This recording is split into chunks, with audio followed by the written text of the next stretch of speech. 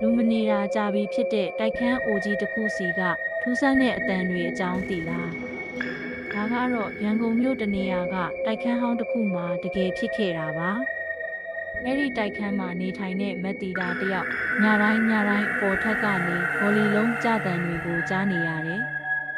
အစားကတော့အပေါ်ထက်မှာကလေးတွေစော့နေတာလို့ပဲသူထင်ခဲ့တာပေါ့ဒါပေမဲ့တကယ်အမှန်တရားကတော့အပေါ်ထက်မှာဘယ်သူမှမရှိတာပါတညမှာတော့မတီတာဟာအမှန်တရားကိုသိဖို့အပေါ်ထက်ကိုတက်သွားကြည့်ခဲ့တယ်။အပေါ်ထက်တိုက်ခန်းရှိရောက်တော့တကားကပွင့်နေပြီးအထဲမှာအရန်အေးဆက်နေတယ်။ဖုန်းကြီးနဲ့ထိုးကြည့်လိုက်တဲ့အချိန်မှာတော့သူမြင်လိုက်ရတာက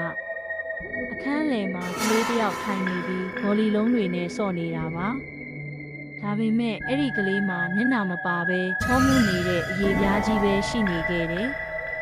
မက်တီတာကြောက်လန့်တကြားနဲ့ပြေးဆင်းလာခဲ့ပြီးနောက်နေ့မှာပဲတိုက်ခန်းကနေချက်ချင်းပြောင်းသွားခဲ့ပါတော့တယ်။တင်တို့ရောညဘက်တွေ